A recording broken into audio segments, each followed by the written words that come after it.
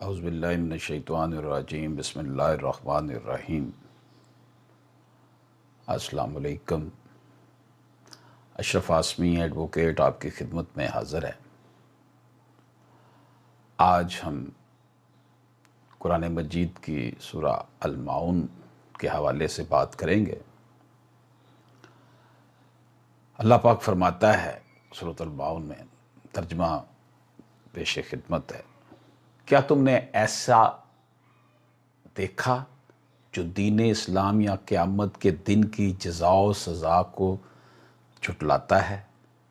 یعنی کہ تم نے کیا ایسے شخص کو دیکھا ہے جو قیامت کے دن کو، دین اسلام کو، روز جزا و سزا کو جھٹلاتا ہے؟ وہی تو ہے جو یتیم کو دھکے دیتا ہے اور مسکین کو کھانا کھانے کی ترغیب نہیں دیتا۔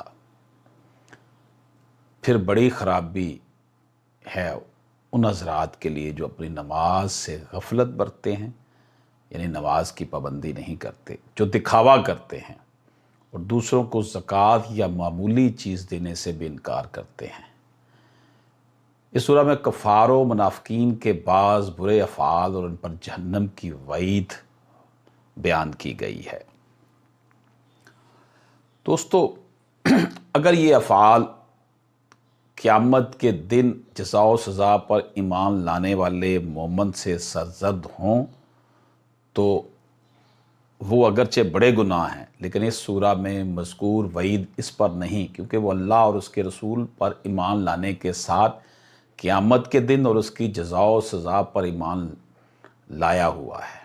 مگر اس میں اشارہ اس طرف ضرور ہے کہ یہ برے افعال مومن کی شان سے بعید ہیں، یعنی ایک مومن کو یہ افعال کبھی نہیں کرنے چاہیے جن برے افعال کا ذکر اس سورہ میں کیا گیا ہے۔ وہ کون کون سے ہیں جی؟ یتیم کے ساتھ بدسلوکی کرنا،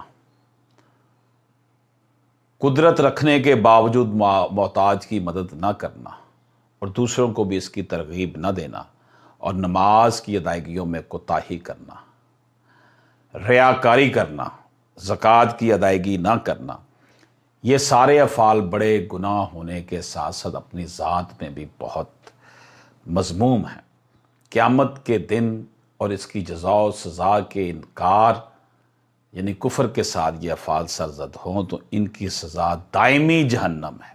البتہ اللہ اور اس کے رسول صلی اللہ علیہ وآلہ وسلم پر ایمان لانے والا ان اعمال کی سزا بھگتنے کے بعد ایک نہ ایک دن جہنم سے نکال کر جنت میں داخل کر دیا جائے گا۔ ہاں، اگر کسی مومن نے موت سے قبل ان افعال سے سچی توبہ کر لی تو پھر انشاءاللہ ان افعال کی وجہ سے جہنم میں نہیں جائے گا۔ اللہ اور اس کے رسول پر ایمان نہ لانا یا اللہ کی ذات اور صفات میں کسی کو شریک ٹھہرانا ایسا جرم عظیم ہے کہ خالق کائنات کے فیصلہ کے مطابق مرنے کے بعد ان گناہوں کی بخشش نہیں ہے۔ قرآن و حدیث کی روشنی میں پوری امت مسلمہ کا اتفاق ہے کہ کفر یا شرک یا نفاق جیسے بڑے بڑے گناہ بھی موت سے قبل ایمان لانے اور سچی توبہ کرنے سے معاف ہو جاتے ہیں، لیکن اگر کوئی شخص کفر یا شرک یا نفاق کی حالت میں مر جائے تو اس کے متعلق اللہ تعالیٰ نے اپنا اصول و ضابطہ اپنی کتاب قرآن حکیم میں ذکر کر دیا کہ پھر اس کی معافی نہیں ہے، اسے ہمیشہ ہمیشہ جہنم میں رہنا ہوگا۔ دوستو، ہزاروں جو سوالات اور جوابات جو ہیں وہ ہماری عقلیں جو ہیں اس قابل نہیں کہ ان کا جواب دے سکیں۔ جب ہزاروں دنیاوی امور میں سمجھ میں نہ آنے کے باوجود سارے انسان اپنے گھٹنے ٹیک دیتے ہیں تو پھر ہم اللہ کے حکم کے سامنے سر تسلیم قم کیوں نہ کریں؟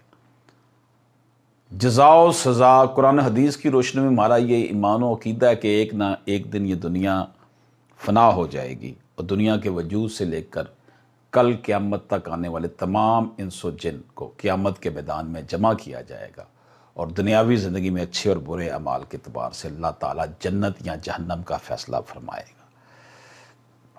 دوستو، لوگوں کو کھانا کھلانا اور ہر شخص کو سلام کرنا، خواہ اس کو پہچانو یا نہ پہچانو، یہ بخاری و مسلم کی حدیث ہے۔ اسی طرح فرمان نبی پاک صلی اللہ علیہ وسلم، جو شخص مومن کی کوئی دنیاوی مشکل دور کرے گا، اللہ تعالیٰ قیامت کی سختیوں میں سے اس پر سے ایک سختی دور کرے گا۔ جو شخص کسی تنگ دست پر سہولت کرے گا، اللہ تعالیٰ دنیا آخرت میں اس پر سہولت کرے گا۔ جب تک بندہ اپنے بھائی کی مدد میں لگا رہتا ہے، اللہ تعالیٰ بھی اس کی مدد میں رہتا ہے۔ دوستو، نماز کی ادائیگی میں کوتاہی کرنے والوں کو جہنم میں ڈالا جائے گا۔ قرآن و حدیث کی روشنی میں امت مسلمہ کا اتفاق ہے کہ فرض نماز جان بوجھ کر چھوڑنا بہت بڑا گناہ ہے۔ دوستو، اعمال کی قبولیت کے لیے اہم اور بنیادی شرط اخلاص ہے۔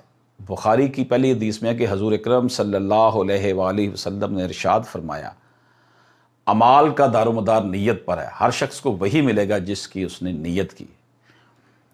زکوٰۃ کی ادائیگی نہ کرنے والوں کو جہنم میں ڈالا جائے گا۔ قرآن و سنت کی روشنی میں امت مسلمہ کا اجماع ہے کہ جو شخص زکوٰۃ کے فرض ہونے کا انکار کرے وہ کافر ہے۔ زکوٰۃ کی ادائیگی نہ کرنے والا گناہ کبیرہ کا مرتکب ہے، جس پر آخرت میں سخت سزائیں دی جائیں گی اگر مرنے سے قبل اس نے سچی توبہ نہیں کی۔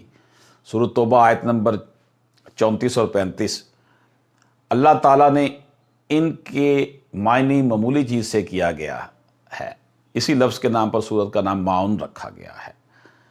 اللہ تعالیٰ نے ان لوگوں کے لیے بڑی سخت وعید بیان فرمائی جو اپنے مال کی زکوٰۃ نہیں دیتے۔ اسی سورت کے آخر میں لفظ معاون کہ میں نے معمولی چیز سے کیا گیا، اسی لفظ کے نام پر سورت کا نام معاون رکھا گیا ہے۔ اصل میں معاون ان برتنے کی معمولی چیزوں کو کہتے ہیں جو عام طور سے ایک دوسرے سے مانگ لیا کرتے ہیں۔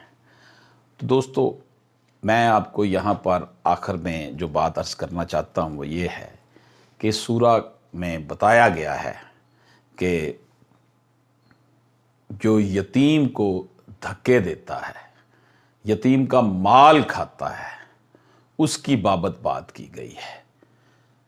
یتیم کا مال کھانا، جو لوگ وراثتی حصہ یتیموں کا کھا جاتے ہیں، ان کا کیا حشر ہوگا۔ جو لوگ جیتے جی ماں باپ کو زبردستی اپنے نام جائیداد لگوا لیتے ہیں اور بیٹیوں کو نہیں دینے دیتے ہو، ان کا حشر کیا ہوگا۔ اللہ پاک ہمیں قرآن مجید کو سمجھنے اور اس پر عمل کرنے کی توفیق عطا فرمائے۔ السلام علیکم ورحمۃ اللہ۔